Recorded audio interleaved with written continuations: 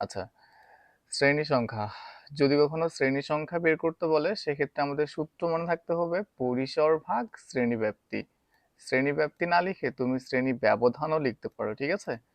আচ্ছা, তো এখানে একটা অঙ্ক দেখা যাচ্ছে যেখানে কিছুগুলো উপাত্ত আছে এবং কোশ্চেনটা হচ্ছে শ্রেণীব্যাপ্তি 5 ধরে শ্রেণী সংখ্যা নির্ণয় করো। তো পরীক্ষায় যখন এই ধরনের কোশ্চেন থাকে যেখানে কিনা আমাদেরকে শ্রেণী সংখ্যা বের করতে বলে, সেই অঙ্কগুলো আমরা কিভাবে লিখবো সেটা এখন দেখতেছি।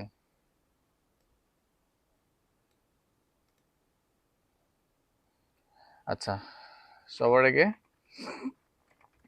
আমরা হচ্ছে সমাধান লিখে নেই।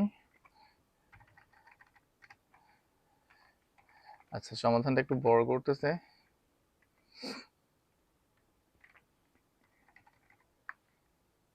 ঠিক আছে।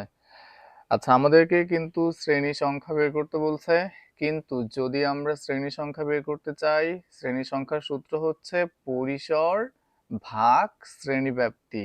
অর্থাৎ শ্রেণী সংখ্যা বের করতে গেলে দুইটা ভ্যালু জানতে হবে, একটা হচ্ছে পরিসরের ভ্যালু আর একটা হচ্ছে শ্রেণীব্যাপ্তি। আমাদের এই যে কোশ্চেনের শ্রেণীব্যাপ্তি কত সেটা দেওয়া আছে, কিন্তু পরিসর কত সেটা আমাকে বের করতে হবে, ঠিক আছে? তো আমরা প্রথমেই শ্রেণী সংখ্যার সূত্র লিখব না, প্রথমে আমরা পরিসর বের করব। যতক্ষণ পরিসর বের হবে না আমরা কিন্তু শ্রেণী সংখ্যা বের করতে পারবো না। এই জন্য আমরা আগে পরিসরের যে সূত্র ছিল সেই সূত্র লিখবো, ঠিক আছে? তো প্রথমে লিখব, আমরা জানি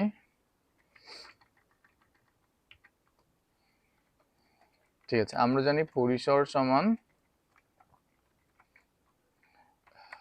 সর্বোচ্চ সংখ্যা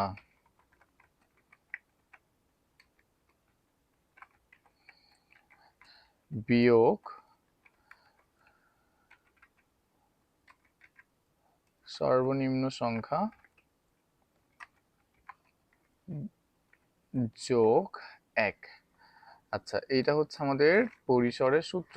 পরিসর সমান সর্বোচ্চ সংখ্যা বিয়োগ সর্বনিম্ন সংখ্যা যোগ 1। আমাদেরকে কিন্তু শ্রেণী সংখ্যা বের করতে বলছে, আমরা শ্রেণী সংখ্যা না লিখে পরিসরের সূত্র দিয়েছি, কারণ যদি আমরা শ্রেণী সংখ্যা বের করতে চাই আগে পরিসর বের করতে হবে, ঠিক আছে?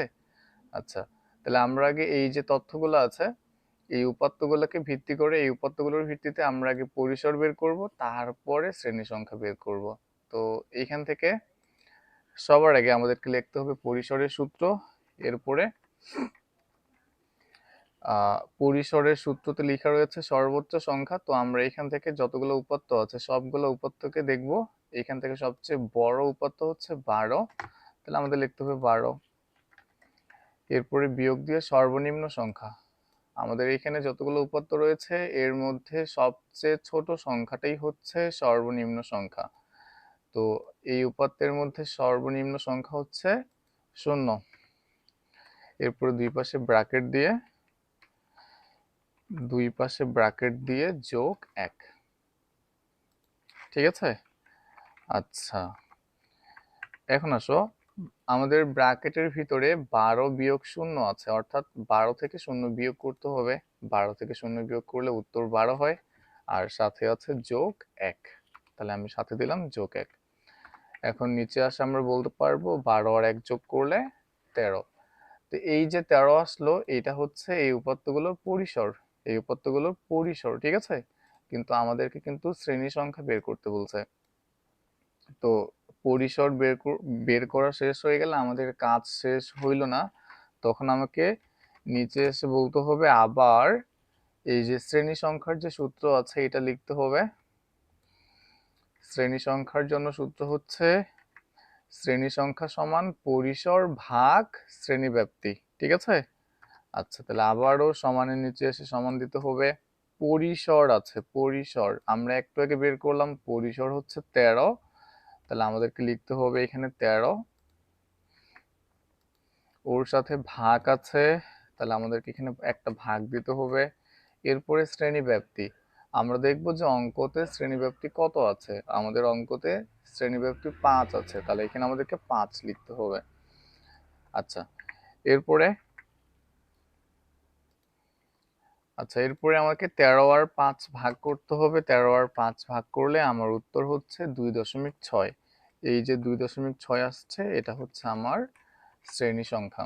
ঠিক আছে, এখানে আরেকটা ব্যাপার আছে যে যদি কখনো শ্রেণী সংখ্যার ক্ষেত্রে দশমিক উত্তর আসে, তখন আমাদেরকে এটাকে পূর্ণ সংখ্যা ধরতে হয়। ঠিক আছে, তো এই যে 2.6 আছে, এটাকে না লিখে আমাদের কি করতে হবে, দশমিকের আগে যে সংখ্যাটা আছে আগে, তার সাথে 1 যোগ করতে হবে। তাহলে দশমিকের সামনে ছিল 2, 2 এর সাথে 1 যোগ করে আমরা এখানে 3 বানাই দিব। ঠিক আছে, তাহলে আমরা উত্তরটা হচ্ছে 2.6 না লিখে লিখবো 3। ঠিক আছে, আচ্ছা, এই হচ্ছে আমাদের শ্রেণী সংখ্যা।